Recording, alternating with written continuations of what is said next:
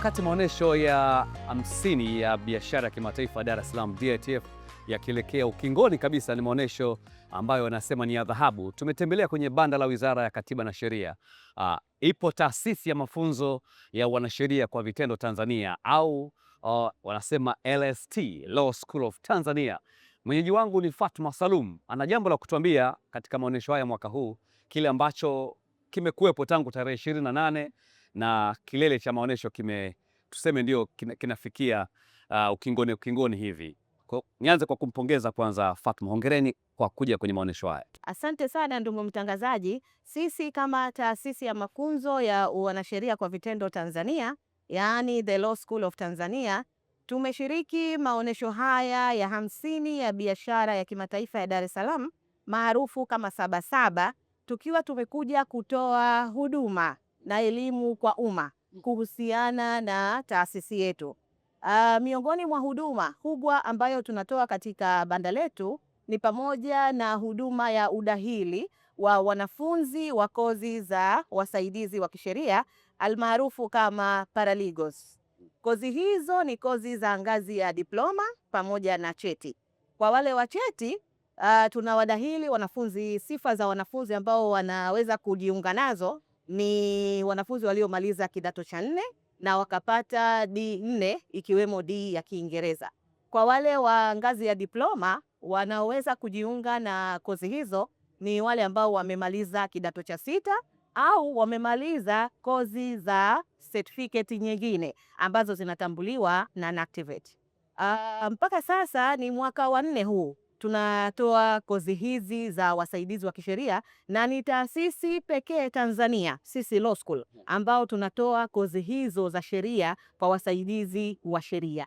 Kwa hiyo tunawakaribisha wa Tanzania pamoja na watembeleaji wote ambao wanatamani kufahamu umuhimu wa kozi hizo au jinsi ya kufanya udahili wa kozi hizo, wafike kwenye banda letu la Law School of Tanzania. Tuko hapa kwenye banda la Wizara ya Katiba na Sheria, tunatoa huduma hizo za udahili. Sambamba na hayo, pia katika banda letu tunatoa huduma ya msaada wa kisheria. Kuna wataalamu wanasheria wabobezi ambao tunao hapa, wanafanya kazi ya kutoa msaada wa kisheria bure kabisa kwa wale wote ambao wana uhitaji wa huduma hizo. Pia elimu mbalimbali ya masuala ya kisheria wanaweza wakaipata hapa katika banda letu. Kwa hiyo tunawakaribisha sana waweze kututembelea. Labda la muhimu, wamekuja hapa tangu tarehe 28. Wanapokuja hapa vipaumbele vyao ni nini hasa? Umezungumza kwamba Watanzania, wananchi kwa ujumla, mna kampeni ya msaada wa kisheria Mama Samia. Vipaumbele vyao ni nini na mmejifunza mambo gani kwao? Okay, asante sana. Sisi katika maonyesho haya tunapokea wananchi mbalimbali ambao wana shida au changamoto mbalimbali za masuala ya kisheria na wanahitaji msaada wa kisheria. Kwa hiyo wengi wanaofika hapa wana changamoto mbalimbali za masuala ya ardhi, masuala ya mirathi, masuala ya ndoa pamoja na huduma za malezi ya watoto. Wote wanafika hapa kwenye banda letu na tunawapokea na tunaweza kuwasaidia kupitia wataalamu wetu wanasheria tuliokuwa nao ndani ya banda letu. Kwa hiyo kwa kifupi, wengi ambao wanakuja kupata msaada ni katika maeneo hayo.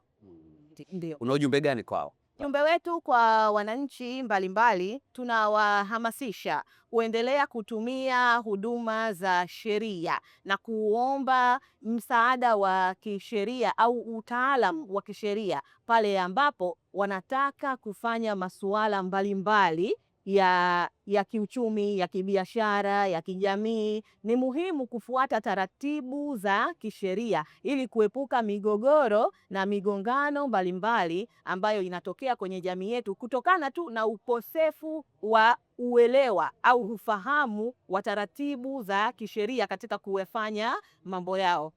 Naam, ni Fatma Salum, ni kaimu mkuu kitengo cha mawasiliano na masoko LST, The Law School of Tanzania. Amezungumza mengi, sina la kuongeza, lakini kikubwa, hii ni jubilei ya miaka 50 ya maonyesho ya kimataifa ya biashara Sabasaba. Hadi wakati mwingine, tunakushukuru sana. Asante sana. Karibuni sana. Shukrani. Asante.